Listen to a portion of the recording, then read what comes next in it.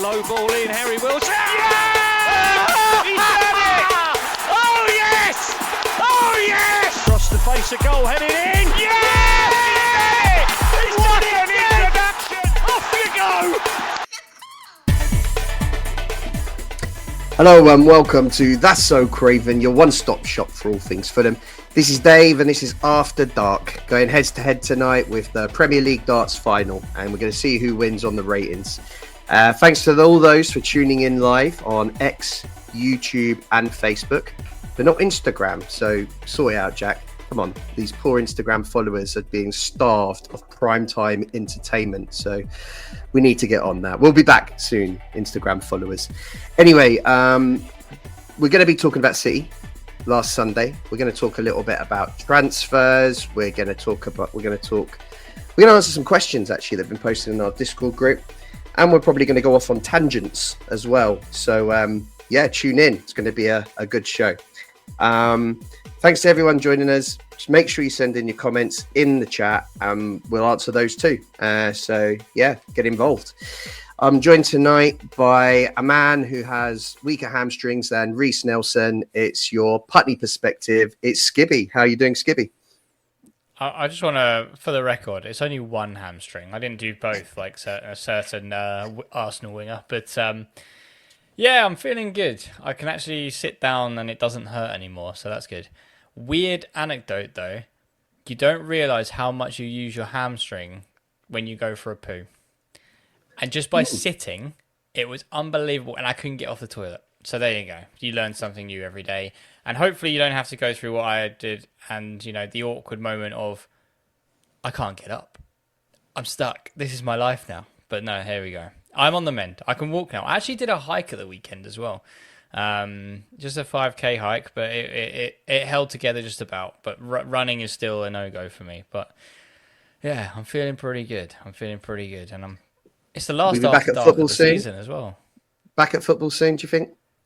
Yeah, I'm hoping in about a couple of weeks. I'm actually going to a festival in 2 weeks, so anyone who's been to a festival knows how much of a trek it is to go from the car to the campsite to bring all of your stuff. So I've actually been banned from playing football or doing any kind of mega activity that may trigger the hamstring, which means that the missus would then have to carry all the tent, all the gear from the car to the campsite, and then I just have to, crack open a beer and make sure she does it right. So, that's me. But yeah, football in the next sort of couple of weeks, I think. Good man. And I'm also joined by the man who has the best and the worst Donald Trump impression on That's So Craven. It's the international man of mystery. It's Mark. How you doing, Mark? Hey Dave, thanks for that. I'm now nervous to do any other impression ever again because I've been hounded relentlessly about this. I thought you were going to go with the After Mark opener, and then I had something prepared for that. I could have referenced my dog, and that's going to be After Bark. Went for a walk, that's After Park. But no, you had to reference my failings, and that's deeply embarrassing for me. So now I'm going to have to redeem myself in this episode. Well, I did say you were the best and the worst at the Donald Trump impression. So, don't focus on the negative. Far. To be fair, I've been waiting because it's basically all Mary talks about is how great her Donald Trump impression is. So one day we'll get it. That'll be good. Yeah, let's line that one up. The start of the season, maybe the start of the season, we'll get Mary doing Donald Trump just to kickstart the show. That'd be a great way to get the followers tuning in. Right, shall we talk about Manchester City? We missed the pod on Monday, so those looking for the post-game review, we are sorry. We missed the pod. And there's no real reason for that, or at least I don't know what the reason was. We just missed it. Reason. And we forgot about it, I think. I don't know what happened. I said something like they were watching a documentary from about a musician who, even funnier, just because they're all Australian, was actually a member from, or the Scottish/Australian member of Men at Work. So who did Down Under. So they watched a documentary on him. So there you go. Priorities, I suppose. Yeah, so there you go, gentlemen. We're getting that's how we roll now. We watch documentaries instead of posting the pod. No, really joking. We're going to keep things going through the summer, as you know. it's not just After Dark tonight. We're going to have some good shows coming up. We got the. I should be doing this at the end, really. I'm going to do it at the end. I'll come back to that. We'll part that for now. Let's talk about City. So, Fulham's final league game of the season, a nice, easy fixture against Manchester City. And it was a nice day out. I mean, I had a pretty good day out on Sunday. You know, you always got to celebrate the last game of the season, especially when there's nothing really on the line. I mean, worst case was we could finish 12th, and I was kind of thinking that was quite a possibility with the form Palace are in. Even going to Liverpool, you just kind of fancy them to win at the moment. Fortunately, we didn't finish 12th, but we did slip a place and finish 11th. Bit disappointing. Mark, I know you were around the world somewhere in some part of the world as usual, and I think you were around the world for on Sunday. Can you give us a bit of insight where you were, and I presume you watched the game? Absolutely. I watched part of the game. I was on a flight at that time. I was in Mexico, most regrettably with my bestie, who's a Palace fan. So he was in a fantastic mood when they landed, right? Because he just figured out that they beat the guys that we couldn't. So that was fun, hearing about that for hours on end. But, you know, going back to Man City, it's probably the only game that I'm not psyched for.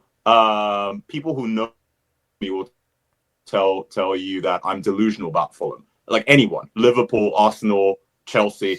I might not say we can win, but I think we'll give them a game. Maybe we'll draw. And Man City, I'm just like, it's fine. Take my ticket. Anyone who wants my ticket, you can go watch it. So I'm just so deflated when it comes to Man City. Now, I know they're a different beast this season, but it was the same result.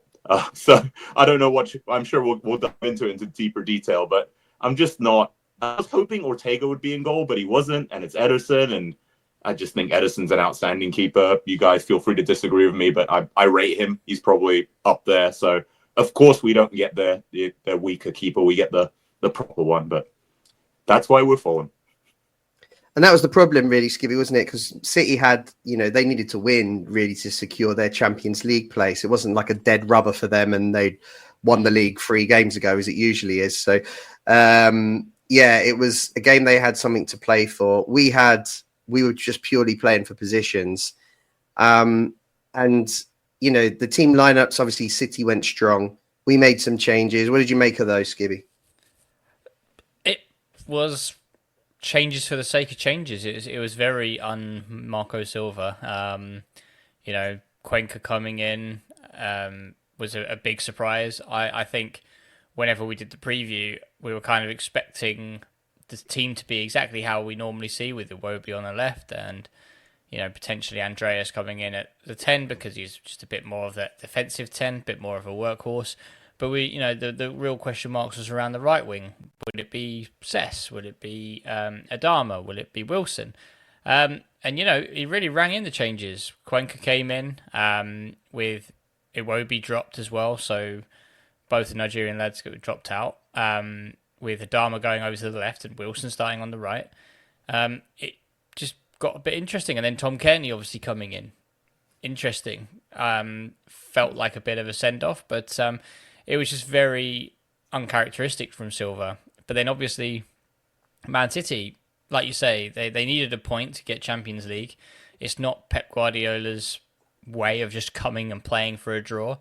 And I like to think that that's also not Marco's way either. So it was quite nice as the game went on, and we'll go into, we actually didn't just sit back and, do a Southampton and play for the 0-0 and really frustrate them and get branded anti-football. I'd rather lose than be branded anti-football. So, it was kind of nice in that way. But, it was an interesting lineup. And I think it actually surprised me as the game went on, just how kind of strong Fulham became, actually really taking some chances and getting these chances, and instrumental from some good defending, fundamentally, but also, TC turned it on a little bit. I think it was a game and a midfield that kind of matched him a little bit, where he wasn't over hurried, he wasn't over, the physical of that midfield didn't overpower him. It was just kind of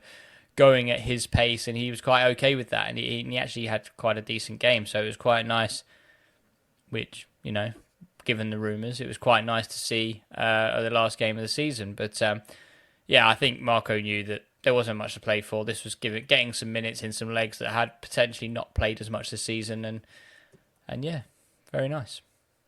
Yeah, it was. So, Mark, as Gibby said, Kearney came in. Could be a sign that might be his last game for Fulham, but really nice to see him on the team sheet. Just love watching Tom Kearney. Got a bit excited when I saw him on the team sheet because, he never lets you down, does he? And then Cuenca as well, to see him in place of Bassi was a big surprise. But because there was no kind of jeopardy really in our game, I think it was nice to see him. And he's another player that hasn't let us down this season. And I think everyone wants to kind of see him a bit more, but just kind of not at the expense of Bassi. It's a really tricky one. What did you make of it? Yeah, I mean, a great point. I think Marco said at the beginning of the season, Cuenca is a signing that's going to surprise everyone, right? And we haven't seen as much of him as we would have liked. If I'm not mistaken, he's also meant to be a ball-playing center back, and we got him for a really good price. I hope we see a lot more of him. I don't know how we're going to do that, given that, Robinson was stealing all of the spotlight the first half of the season. Then he got injured and sort of tailed off a little bit. But Bassi has been so solid for us. So unless we sort of incorporate a weird new system where we can play Cuenca and Bassi, which seems rather unlikely, I think Marco really likes the idea of Anderson being the distributor and Bassi sort of being the enforcer next to him. That's going to be pretty tricky. But probably one of the few spots alongside the right back position where we had two starters, and I was really pleased with that. TC as well, club legend, 10 years, always been our captain, turned up for a couple of massive moments, who can forget Wembley, but also the Brentford equalizer, right? I think that really G'd the boys up. So, maybe that's something we can touch on a little bit later as well, whether we think he's going to stay with us or whether he's going to go to Wrexham. He's sort of voiced, at least publicly, that he's indicated he would like to stay. Marco seems to be doing that as well. I know there's some conversations going on there. But yeah, I think you guys are right in that it was unusual for Marco. Usually we can name 10 out of the 11 with supreme confidence. The only difference being, either Muniz or Raul up front. But this time it was mixed up, wasn't it? It was. Should we talk about Kearney now? So obviously a really strange situation. It's he's not signed a contract. There's talks going on. I think both Kearney and Silva have kind of mentioned that there's talks going on.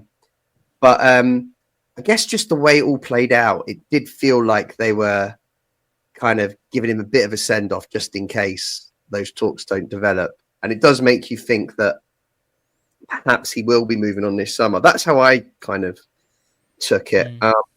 I think he's been an absolute legend for Fulham. I don't think anyone's going to question that. He's been absolutely brilliant for us, and he's played in a really difficult period for us, and he's come out the other side with that and been, one of our best players. So, total respect for the guy. But, he's played less and less this year, and there's an argument to say it's maybe it's the right time. Skibby, what's your take on it?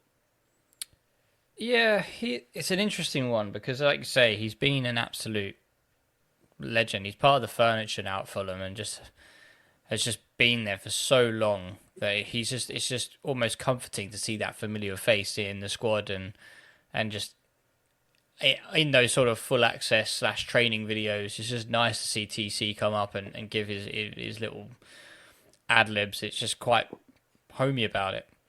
But like you say, I think the playing time is going to be really limited. We're trying to go to a level which is higher than mid-table Premier League, and I just think that given his age and his legs at the moment, that's just not anything that he can offer. I mean, he had a great game, don't get me wrong, but I just feel like consistently in the league, I just don't feel like he would offer too much if he was to stay. But I mean, credit where credit's due. I think I might be wrong here, but in 2018 Premier League season, he was missing for like a year. He went missing for like 18 months. He had this Yeah. really bad knee injury. And I thought then that was curtains. I didn't think we'd see him again. And I thought, you know, after taking a whole season out injured, he's not going to be in Marco's plans. But interesting enough, Marco really took to him and saw the quality in him. And you know, they got him back to playing his best. And that promotion season was unbelievable. And then he has been instrumental when we got back to the Premier League as well. The first season under Marco, he was quite instrumental, and that was awesome to see. So I was glad to be proven wrong, and I was glad that he was able to sort of prolong his career by an extra sort of 3 seasons with us. But I think personally, I saw this weekend as a goodbye. I think they started him, they gave him the standing O when he came off. There looked to be sort of tears in the eyes of TC whether you read into that as much as you can, it's whether it's his last time or whether he thinks, as it stands, it could well be my last time. There's nothing definite right now. But you kind of witnessed more emotion after the game as well, that from what I saw. So it did feel like a little bit of a goodbye rather than a we'll see. But also, it was very poetic, I think, that he came off the pitch for Josh King. And that felt like even more of a passing the baton, as it were, like passing the torch of, 34-year-old Kearney, been an absolute club legend, bringing on Josh King, who could potentially follow in his footsteps and hopefully sticks around for 10 years and has less injuries, but just as much impact as TC had. So I think there's an element of TC's got it in him that he can play on. And I just feel like Fulham could hold him back a little bit because he's now, 34, hasn't got many years left. And I think if there is a club who is willing to idolise him and get the best out of him in the Championship, Wrexham, then I wouldn't want to hold him back. I would love to see TC play more. And I think I'd actually follow Wrexham a little bit just by seeing how good he's doing. I think it's just a point now where he's not going to play as much as he'd like. Therefore, in these sort of last few twilight years, as it were, it's probably worth moving on. But personally, I can't see TC and Reedy moving on. So it's only one or the other. If Reedy really wants to go, then I think TC stays. Interesting. And what about you, Mark? I mean, Steve's asked a question in the group, should we have a testimonial? I remember when I saw the Supporters Trust minutes come out, the club didn't really commit on that. No. They seemed a bit woolly around that whole issue. And then when I've seen the club do this whole, post your video for TC campaign that they've been doing recently, which I suspect will be coming out soon. Again, that's another kind of sign that perhaps this is the last year. But what's your take? Expand upon what you were saying earlier for us.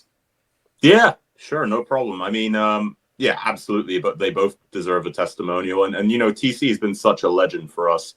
I kind of agree with what Skibby's saying. Knowing how we do business, I actually wouldn't be surprised if we don't seem particularly sentimental, but we also do seem to love kicking the can down the road. So, it feels like it could go either way. He is also sort of like a leadership figure in the dressing room, right? Maybe perhaps not as loud as I would like, but he brings a calm and a calming presence to the lads. So, there's that argument there. And I think Ream did that as well. But at the same time, yeah, like if there is an opportunity for him to go to Wrexham and sort of be one of the star players there, I think he would go with a lot of Fulham fans' blessings, right? Like he's done so much for us. If the money makes sense, if the opportunity makes sense, if it helps with his media career going onwards from there, if it opens those doors, then, we wish him well. Now, the only thing that I do sort of caveat that with, that I think it was one of the other players in the Fulham team that said this, is that apparently the guy practically lives at Selfridges. So I don't know how his wife and kids are going to take moving from, the glory of London to somewhere in Wales. But that's a conversation I assume they'll have in private. That's a good point, actually. I suspect they'll probably spend a lot of time in Liverpool and surrounding areas. So let's go back to City then. First 20 minutes, we barely had the ball. It was pretty much the Man City show, without creating lots of chances. But I felt that we were a little bit soft. We could have got stuck in a little bit more and tried to turn it over a bit more. I think we gave them a little bit too much respect. And then the game kind of came alive, and that's when it started to open up. That's when they got their first goal in the game through Gundogan. And I got to be honest, I don't think there's been many better goals at Craven Cottage this season. I thought it was an unbelievable finish. I didn't know he had that in his locker, Gundogan, to score a goal like that. It was just absolutely sensational. And the game, as I said, the game had just started to open up and we'd started getting into it a little bit. And then that happened. There was a bit of a sucker punch. Skivvy, your thoughts on the goal? Unbelievable goal. I think people are going to say, oh, keeper was out of his goal and it was a tap in and, he didn't need to do that. But the way that he moves his body and just adjusts to even get it on target is phenomenal. But I just think great save from Leno. It was one of those things where they were knocking on the door, let's be honest. We didn't really get a touch of the ball. We couldn't really get into our flow. And every time we got the ball and tried to play out, they were quickly closing us down in a proper Pep Guardiola way, which, fair enough, I get that. And I think it just got to a point where, unfortunately, a lot of success was coming down the wings, which you can't say very often coming to Craven Cottage, that our fullbacks were getting rinsed. So Robinson, I believe it was sort of Silva and Nunez down that side, who was playing at right back. But I think it was him that managed to sort of burst into the box, try to lift it over Leno. Great save, made himself big, came off his shoulder, and fair enough. Gundogan just adjusts his body perfectly, and that's why he's worth millions, 300 grand a week or whatever it was. They signed him on a free from Barcelona. It's one of those things, but I think it was one of those points where we were defending really valiantly, we were defending really well, but you just felt like it was coming. You just felt like something was going to snap. And do you know what? It was quite interesting in a way that I was then expecting, floodgates.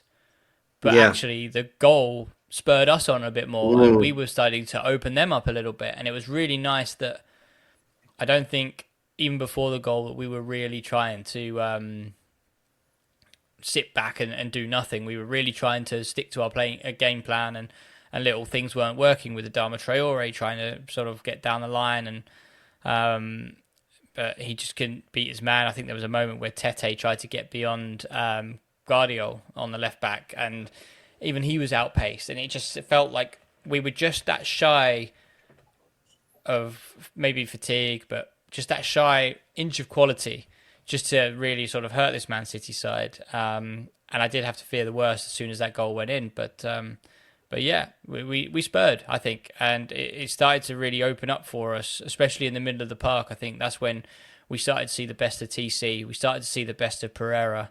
And it still pains me to this moment, but just try and get Adama in behind. I don't know why he just doesn't make those runs for us at the moment, but there was a couple of times where you just felt that slide is on.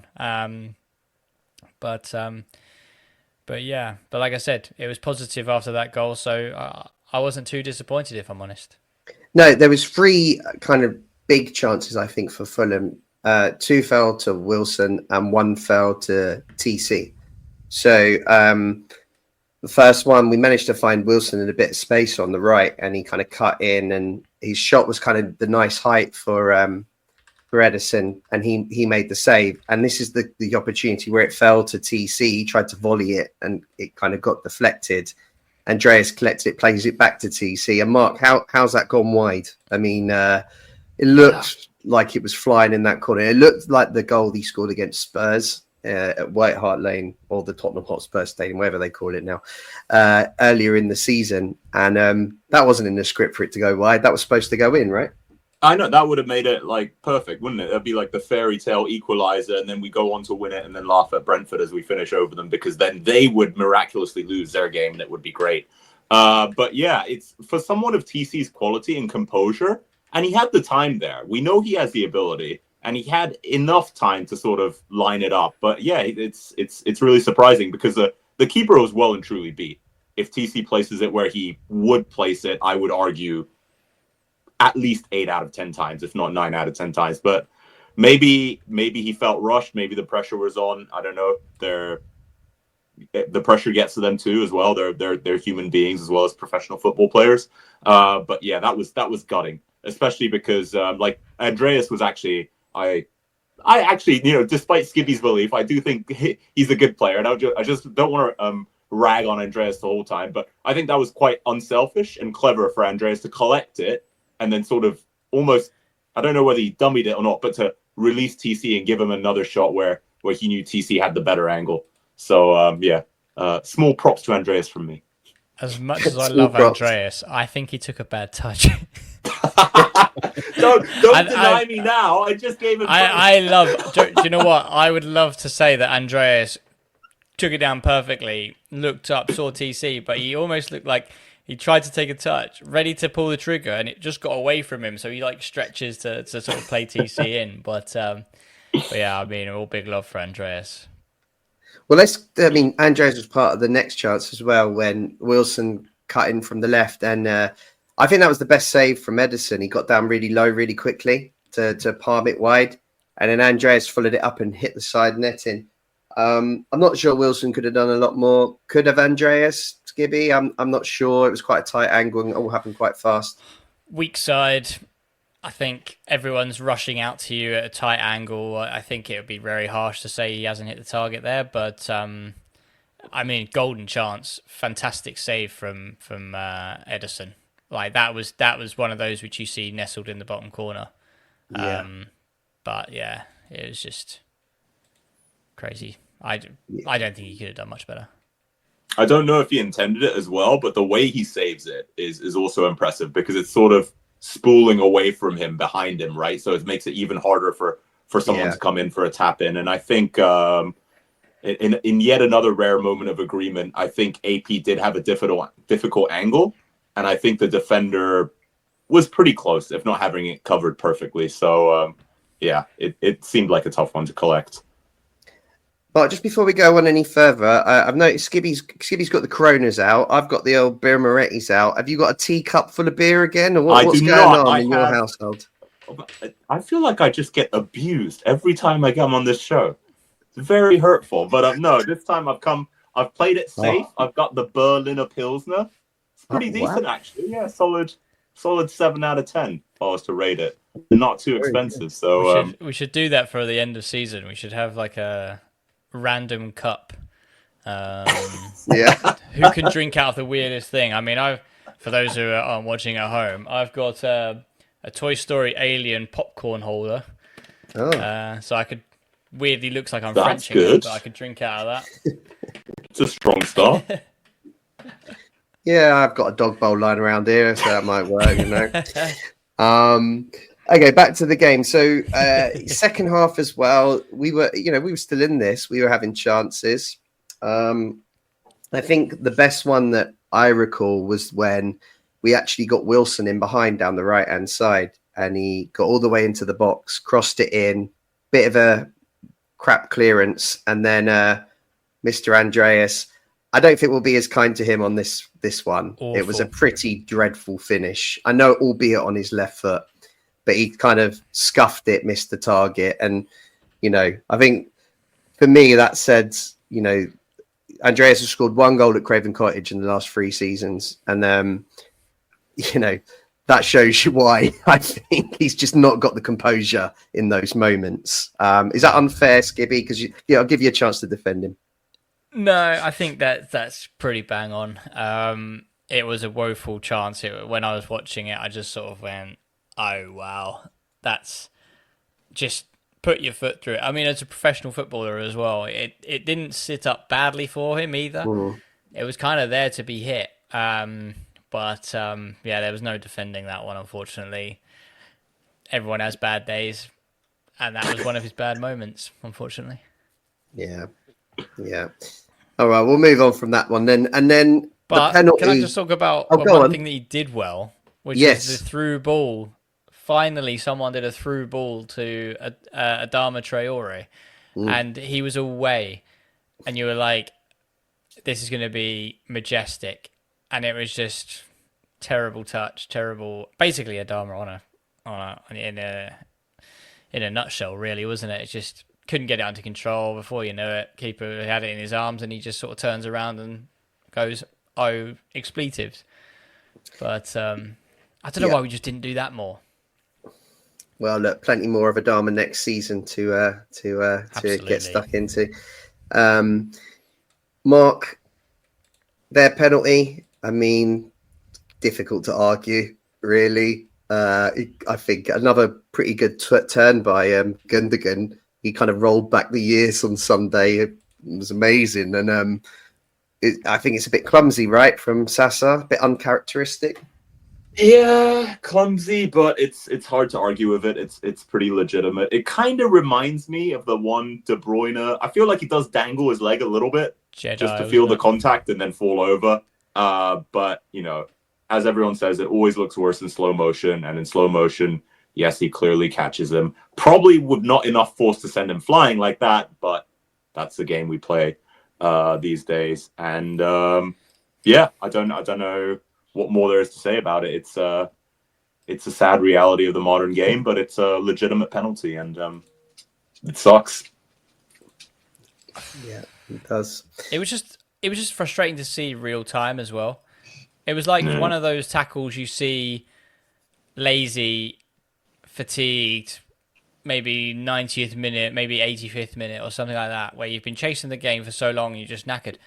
But to do that at like the 70th minute, I think there was even, after like there was a bit of a VAR check, so it might have even been like 69th minute. That was dreadful. Like I just didn't see what Sasha was doing at that point. He turned. Doesn't even like, it doesn't even turn him like, you know, when you say, oh, he got turned, I'm thinking like Lamine Yamal or Messi, like, oh yeah, fair enough, he's absolutely sold him there. He just turned around a little bit and he just kicks him on the leg, and you're like, what are you doing? Just stand him up. But yeah, it was disappointing because, you know, at that point we were really chasing the game, and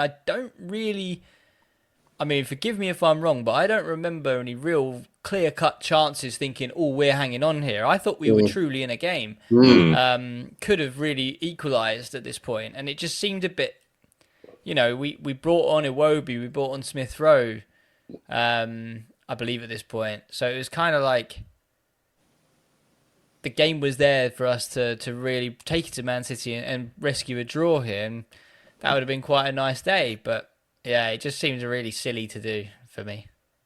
Yeah, I agree.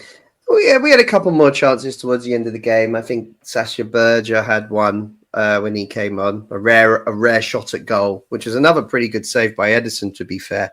And then, yeah, and then there's that whole penalty incident. I mean, how's that not a penalty? I don't understand that. I mean, they said his arm. What did they say? The VAR say about natural position. Yeah, natural position above his head. I mean, it makes no sense. I just think they got really confused as to what the rule is. I don't even really know what the rule is anymore. No one knows. For me, that should have been a penalty. And I know it's only a consolation goal, but it would have been nice to have had a little goal to celebrate on the day, you know. Mark, a bit disappointed in that, were you? Or did you think that they got 100%. it right? 100%. No, VAR bottled it. The ref bottled it. Everyone bottled it. I don't know why. Yes, it's a consolation, right? It has no material impact, really, on the outcome of the game. But it's also about the consistency and the fairness of the rules. And can you imagine if it was a so-called big club that this happened to, right? And I don't know, an Arsenal or Chelsea or something, people would be raving about it for probably weeks on end. But because it's Fulham and we have quite a nice fan base and we're just like, oh, bother, that's rather unfortunate. like it just gets brushed over, and I think that's really annoying because I would have liked to see it. I would have liked to see Jimenez, add one more to the tally. Why not, right? Like at least we get a little bit of entertainment out of the game. So I think this is the issue, that whether you're pro VAR or anti VAR, it just hasn't been implemented well, and how that is missed is utterly beyond me. That is embarrassing for all parties involved.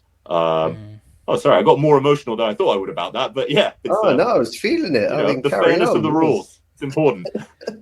Well, especially on the last game of the season as well, because City are still chasing Champions League, right? So for hypothetical sake, it's still 1-0 at that moment, and they need to win to make Champions League, and because that's not given, Villa or Newcastle or somebody miss out on Champions League just because that wasn't given. Suddenly you've got a bit more of a bit of a stink coming to the FA's way. But yeah, to me, I see it and I don't, right? I mean, you're defending, you're stretching, it's a natural movement. Your arm is out for balance. You can't defend like a pencil. Or a penguin, rather. Anything with arms that go down. I'm not saying pencils have arms, but penguins do. But thanks for clarifying. You're welcome. Wise words. The more you know. Yeah, let's cut that up. Join us again. Join us again for Skibby's knowledge. We should have a bloopers end of year show. That would be brilliant for that, wouldn't it? Yeah. But I can't remember who it is who's flicked it towards goal. Was it Tete? I think it was someone like that. They've got a flick on it anyway, and he's gone to step in and the arm's gone up. So I can see what he means by natural position. It's not natural at all, but it's natural movement because you're trying to keep balance. But the amount of times you've seen that, 9 times out of 10 in the Premier League, that's given. Yeah, 100%. So I don't know why it wasn't given. So it comes down to this whole consistency thing. If you're saying that that's a natural position, then you can't give that ever. But you watch, I reckon, in the Women's Euros in the summer, or even the Club World Cup, what's on, you'll see something very similar, and there'll be a referee from Spain, and he'll go, "Oh yeah, every day of the week that's a penalty." Yeah. How's that consistent? Yeah. This is the problem, I guess, when these rules are still subjective, whether you're the referee on the pitch or the VAR guys. But yeah, it was disappointing. And it's happened 2 home games in a row. We should have had 2 more consolation goals this season. Happened against Everton too. But, enough of that. I think on the day, maybe City edged it and showed they were clinical in key moments, and Edison had a really good game. He was one of a few keepers this year that had good games against us. Pickford stands out, but Sells as well. I know we beat Forest, but it should have been by a lot more if it wasn't for Sells. There was some good performances against us this year from opposition keepers. And yeah, let's see where that leaves us. I mean, it's left us 11th in the league. That's where we finished, but we've got our record points total of 54 points. We beat our 53-point season. So that's good. We got more wins than losses. Where we finished 7th, by the way. Yeah, we finished 7th that time. Yeah. How did we finish 7th with 53 points? I think that's the problem. Is that the bottom 3 this year were pretty crap. So I mean, awful, yeah. They only got 25 points. I think Leicester came 3rd bottom. They got 25 points. Not even that. I think it's also the Man United and Spurs fall off as well. That was giving out points to everyone. So you had 6 teams giving points to everyone. Yeah. In ways that they never did before. It's annoying. Brentford finished above us, but we beat them twice. I think I'd rather beat them twice than finish above them. Absolutely. Probably. Mm-hmm. Look, we got Mary Southgate Townsend's joined us in the chat all the way from sunny Spain. Got off the sun lounger, put down the sangria, and jumped on YouTube to post on That's a Craven. What a great commitment. So hello, Mary, and we'll see you back soon. Have a great holiday. Anyway, about 9:40 p.m. there. It's just about dinner time, isn't it? I thought Mary'd be doing karaoke by now. Thought she'd have been singing. Oh, okay. Yeah, very nice of her to jump on. She's still got a Corona in hand. There you go, Skibby. Let's go, Team Corona. So, yeah, bit disappointing that we dropped out the top 10 because we were in the top 10 pretty much the whole season, weren't we? We dropped out on the last day, so that's a bit annoying. But look, we are where we are. Palace didn't catch us. Those kind of teams that finished above us by marginal points difference, they haven't got much more out of it really. They haven't got Europe or anything like that. So I think it just shows, I think in a way it's good because it maybe gives the board a bit of kind of perspective that we still need to kind of push to kind of compete. And if we want to finish in the top 10, we need to kind of go a bit further again. So maybe that's a positive to take from it. I know you'll be happy, Mark, because Forest dropped out of the Champions League spots. So I know you're pretty bitter with your views on Forest, right? Oh, 100%. Total anti-football. They watch the game, they don't play it. Yeah. I'm guessing that's the answer to Mary's question then of who are you most surprised at seeing in the top half of the table? I'd say so. Yeah. For me, it was Forest. Weren't they 17th Forest. 2 seasons in a row? Or, I don't know, 16th and 17th, right? And they sort of were just hanging on. They had quality. I don't want to be 100% negative. I think Morgan Gibbs-White has always been quality for them. And probably a few other players, Murillo as well, but he's more recent. And then this season, it just seemed to have, one, all clicked, but two, I don't know. I just think they had a game plan that worked. They had an identity that was strong and a good manager. And I really think that the majority of teams, the first time playing them, underestimated them.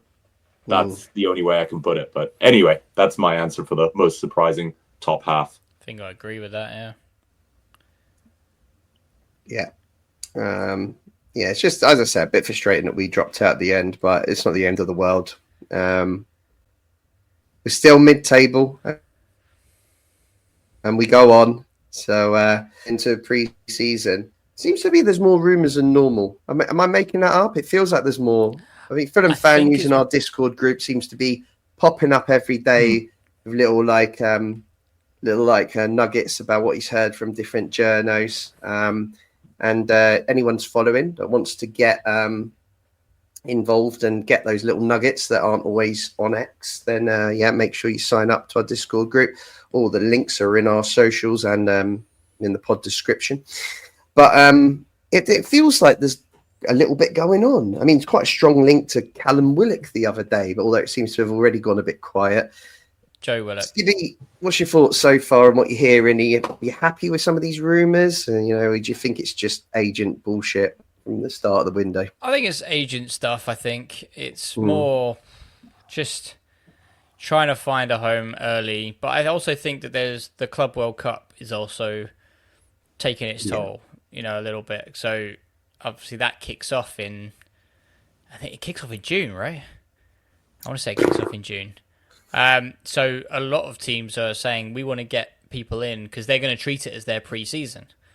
So they want people in for the Club World Cup, and that's not just the English teams. I'm seeing that I think the Brazilian teams that are linked to Andreas, for example, they want to get, if they are going to get him in, they want to bring him in before the Club World Cup. So there's sort of movement like that, I think. Because people were knowing earlier that if they're not going to be part of that squad, then they're off ski, right? So I think there's a lot of that going on. But I think with Fulham, there's a lot more to know in terms of there's going to be a bit of a high turnover of players. So I think we talked about TC, we talked about Reedy. There's also the element of Willian's probably not going to sign on again. We hope. We've got the loanee of Reece Nelson, who's going to fill that gap. There's been talks about Robinson. Hopefully, his recent news of having surgery puts people off. But that's another gap you've got to fill. Cuenca, there's lots to talk about centre back. So is Cuenca not happy with his game time? Because we've seen him and we mentioned him in the Man City game, and we actually mentioned him quite a lot this season. That he comes in against Man City, he comes in against Liverpool, I believe, and actually had a really good game. So perhaps he's saying that he needs to get more minutes, therefore we need to find a centre-back.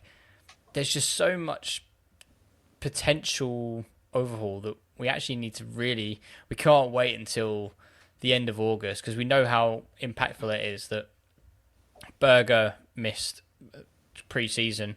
I think Smith Rowe was coming off the back of a really bad injuries, therefore he wasn't really up to speed when he first came in. So we had a lot of gaps to fill, but without getting them up to speed, we lose potentially 4 or 5 games this season.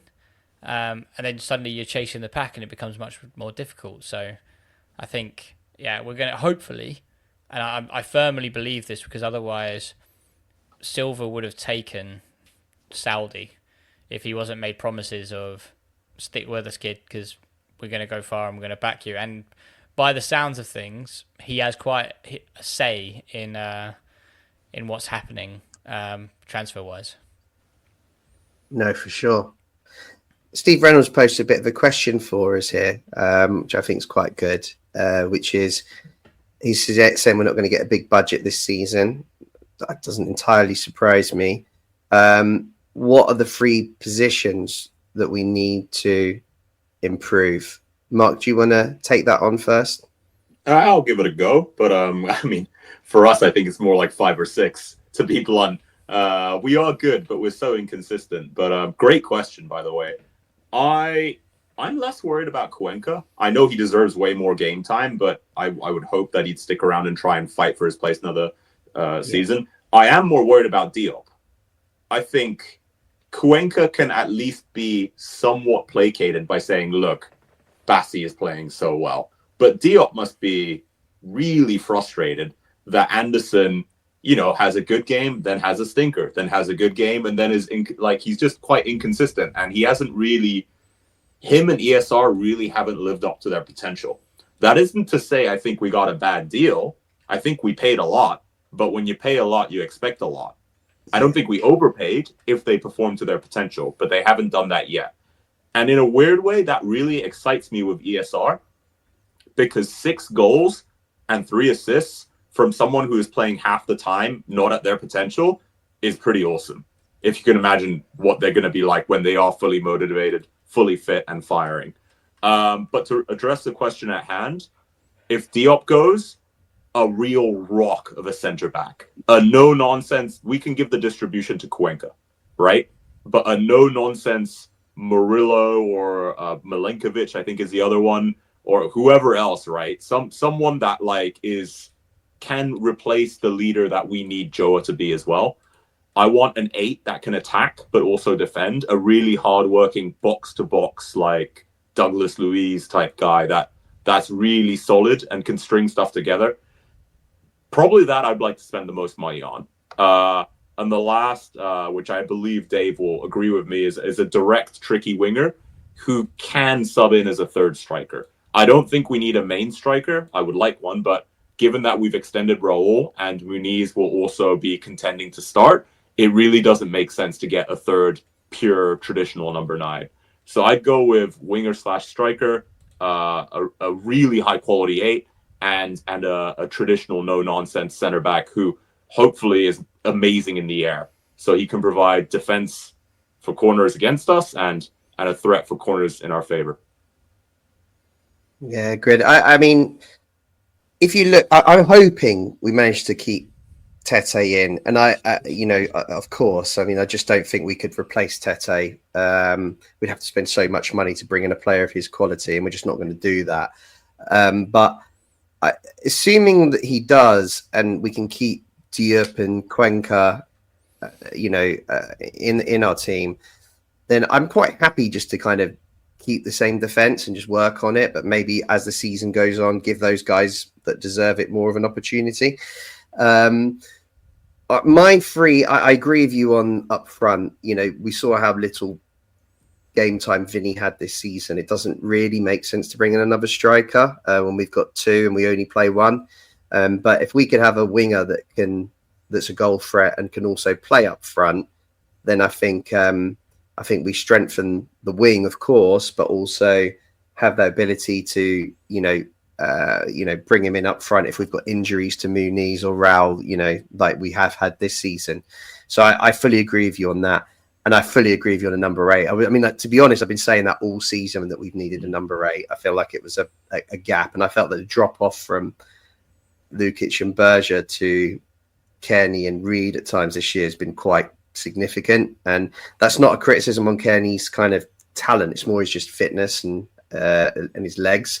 So I really think we need someone in there that can play 8, and also prefer Lukic as a 6. So he can compete with Berger for that role and have an 8 in there. And as you said, the profile of Douglas Luiz would be great. Someone that can take set pieces and is box to box and creative and gets a few goals. That's what we need. So I'm fully in agreement there. My other one is goalkeeper. I just think that that's the one position where we've got no depth. And I think that if Leno ever got injured, we'd be in big, big trouble. I've not seen enough of Bender to suggest that he's kind of Premier League quality, and that's a huge risk. I think the club have taken a huge risk, have been taking a huge risk, and I'd really like to see that addressed. I also think that Leno needs to be challenged a bit to get the best out of him. I don't think it's been his best season. I think that he has had an issue with things like shots outside the box and a few mistakes here or there. And I just think if he had someone challenging him more for his position, perhaps we'd get a better player.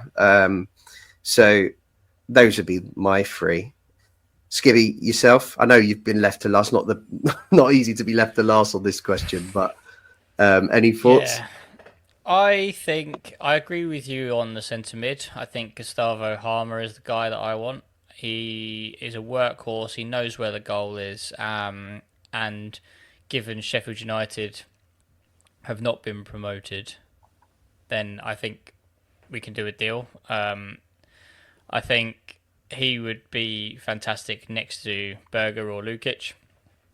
I think he would be just that kind of number 8 spark that we'd be missing.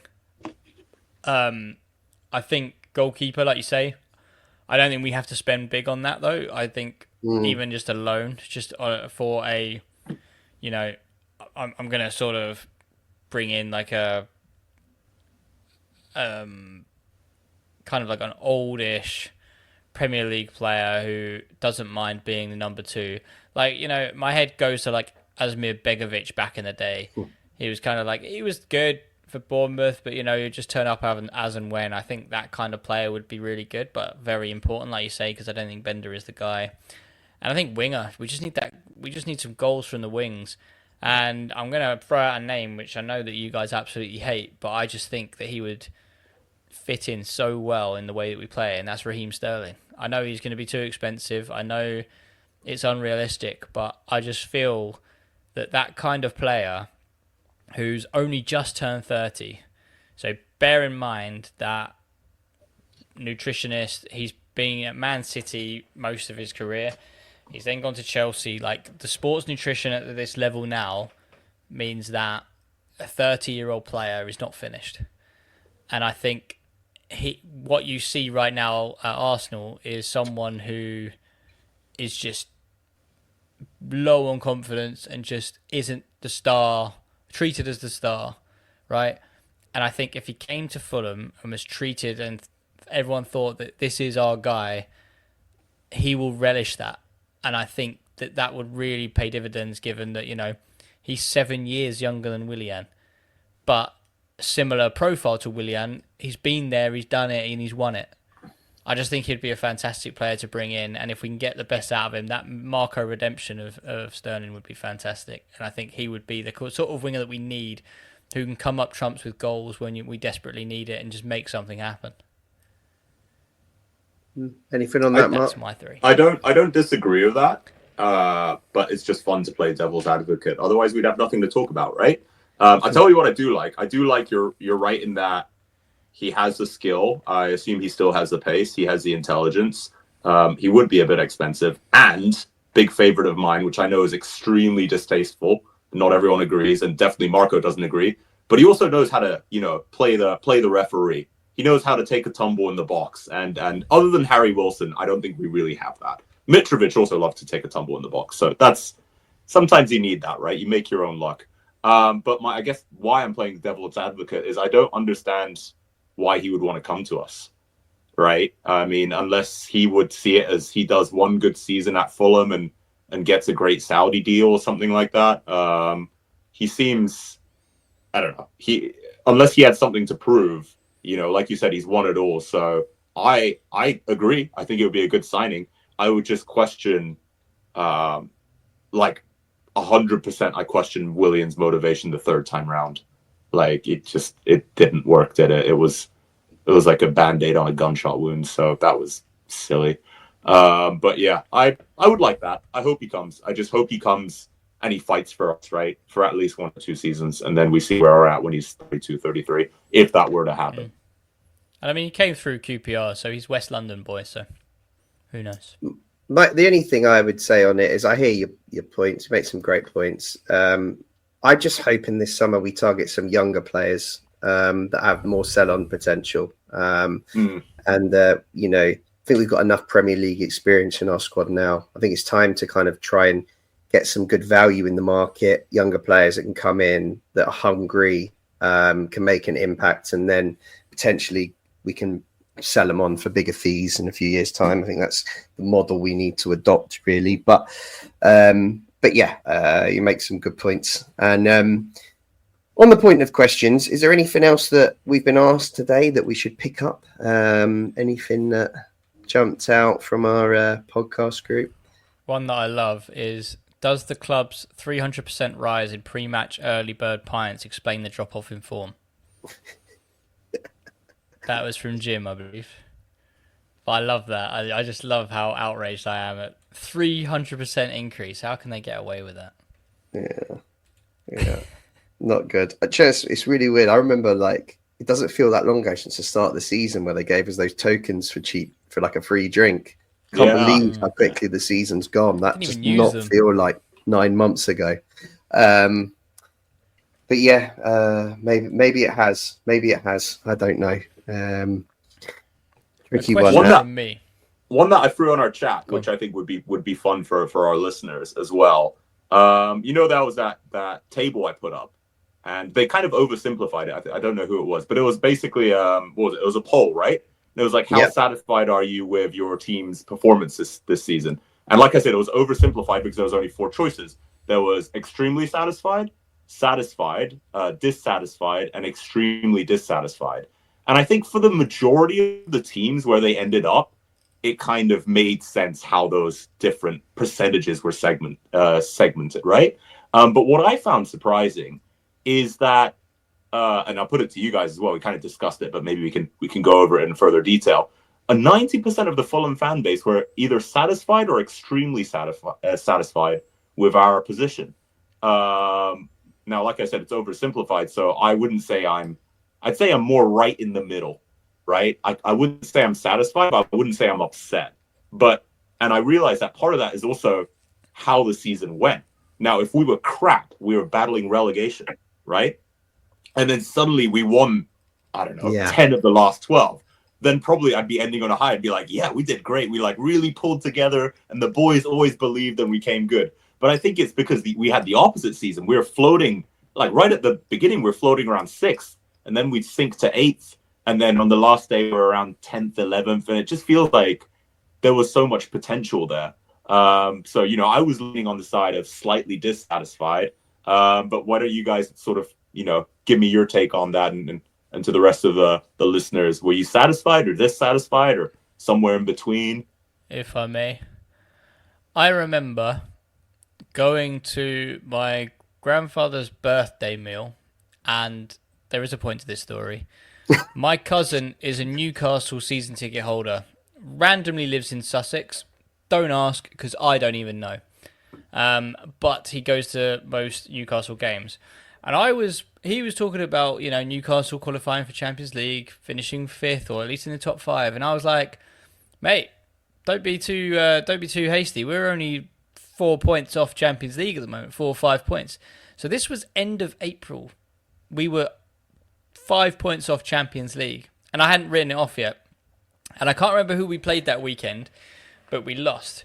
and I think it was Bournemouth. We lost 1-0 on that Monday night, and he was the first to message me to say, "Still reckon you're going to get our Champions League? Then we've gone 8 points adrift of Champions League," and I was like, "Oh well, Conference League is what we really care about," and it just absolutely fell off. So in the space of a month and 5 games, I would say 5-6 games, we went from potentially ruffling the feathers with the big boys and finishing in the top 5 if we finish strong, to okay, we could potentially get Europa League, but that's a stretch. But Conference League is still a big.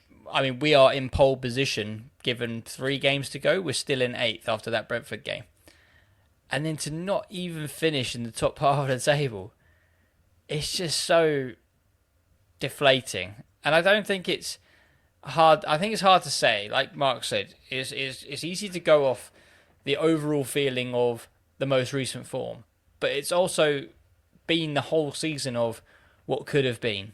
We dropped points to some absolute shambles of teams. We've witnessed the worst Man United team in decades, and I believe we lost to them both times.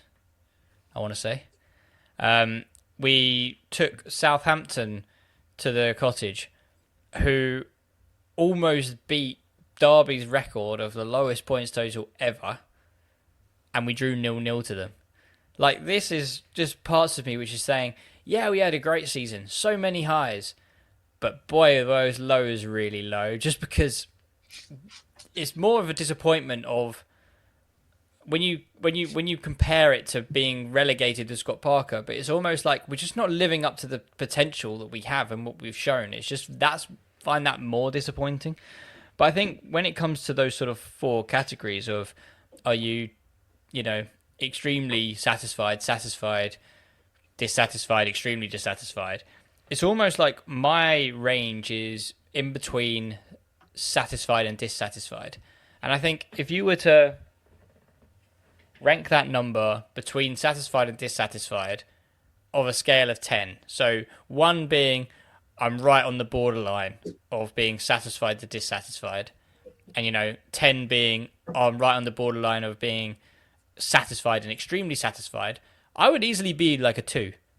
I think I'm satisfied and I'm glad where we are, but at the same time I think of what could have been had our game management been better, had we taken our chances, had we potentially let the reins go a little bit on our midfielders and let them have shots at goal. I just feel like there were so many easy fixes. Oh, don't get me started on zonal marking. If we didn't freaking zonal mark all the time and we did man marking, then we could have conceded less goals. I think that's where my gripe fits. And I know that I get a load of flack on social media and be like, I turned it off as soon as Skibby started talking because he's so negative. But it's quite realistic. I want the best for this team. I want to witness greatness, which I know that Marco, because we're not going to have Marco forever. We're not going to have this team. We're not going to have these type of players forever as well. So we need to succeed in order for them to prolong their Fulham careers, right? And I just feel like the way that we ended the season is either showing the weakness that we have in the team, the weakness that we have, Marco has in his tactical mind, but also, by not hitting that level, Jedi, Marco, Bassi, they're all going to move on. And we're going to have to start rebuilding again. And it's just so frustrating that you can't hit these highs when we've almost got that sort of perfect formula to take us to that level. And that's probably the biggest reason why I'm on that borderline. It's more of a disappointment overall with the group that we have rather than how we've actually performed. I mean, I feel pretty satisfied with the season. I think it's sorry to jump in like that, but I do. 90%. I just 5 years ago we'd have loved to be in this position, so I think there's a bit of that involved. I think Mark said the right thing as well. I think there's a bit of how the season unfolded. We ended badly, so of course your mood's going to be lower, we often end badly under Marco. I think there was some fatigue and injuries involved in that with certain players. I think, and I also think we had a hard run at the end of the season too. We had some tough fixtures. Managed to win a couple of those, like Liverpool out of nowhere, but there was some tough fixtures in there. Bournemouth away, Arsenal away, Chelsea at home, Man City at home. I think even Brentford away too. Some really hard fixtures at the end of the season too. So I think it was just like a combination of things that ended there. And yeah, we could have done better, but I don't think we're a top 7 team at the moment. And I don't think there's much between the rest, between 8th and 11th. So as I said, I'm just going to take some perspective on it. And I think, a few years ago, I was praying for them to be a top 10, or a mid-table Premier League team and not have the threat of relegation hanging over us. And it's pretty. I'm pretty pleased that's where we are. And we had a good cup run this year. We got knocked out by the team that went on to win it, which was disappointing. But we did well to get to where we got to. So overall, I'm pretty satisfied. But I hear the arguments. I think recent times hasn't helped the negative feeling around the end of the season. Yeah, and I think Skibby raised some great points, which I absolutely agree with. That there were some easy fixes, but I also think in recent memory we've had the worst luck with injuries, and that really, I wasn't aware of this until it came out, but Castagna was playing through an injury. Robinson had an injury. Nelson was out. We had Traore out for a few games. These things add up, right? I'm not saying Traore being out for 3 games ruined the season, but I would definitely argue that Robinson and Castagna playing, 2-3 months through injuries, that has got to have lost us points, right? So other seasons, I think we've been quite fortunate. We've probably just had 1 or 2 injuries to relatively, maybe bench players, but this season seemed to hit us pretty hard. I don't know if it's a fatigue. I don't know if it's bad luck. I don't know if it's nutrition or whatever, but hopefully we don't have that next season because, we do play with a pretty thin squad and we lose 1 or 2 good players and we start looking quite vulnerable. Yeah. Okay. Well, as I say, we've got the season review coming up on Sunday. So we'll be going through in a bit more detail what we've just been talking about. So that's something to look forward to and tune in for on the weekend.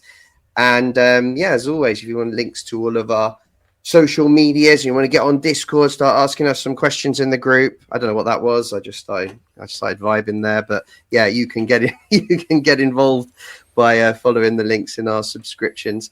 We actually got really good turnout tonight, which are really pleasing. Thank you to everyone who logged in and watched us live. And we are looking forward to some more shows throughout the summer. Skibby, thanks for joining. No, thank you very much. It's been good fun. This is the last After Dark, isn't it? Of the probably. summer. Well, I mean, we'll do a few, but probably more random. We can do some more, but this is like the last After Dark of the official season. So that's it's been nice to be a part of. It's been a good show. So long may it continue next season. But no, it's been good. Awesome. And thanks, Mark. Always a pleasure. It's going to be ad hoc dark going forward, so we'll see what we can do. But always fun chatting with you guys. Awesome. And thanks to everyone for joining, logging in tonight live and some of the questions we had in the comments. And we look forward to the season review on Sunday. So thanks everyone for tuning in. And Skibby, do you want to do the see us out with a Mary style U Whites? Oh well, if you set me up with if you go with we'll practice. Right, everybody, stop listening for a second. You go with the normal Jack, and as always, come on, you Whites, and then I'll come in strong. Okay. All right. Thanks for everyone. Listen again. Yeah. Okay. And thanks for everyone. And as always, come on, you Whites.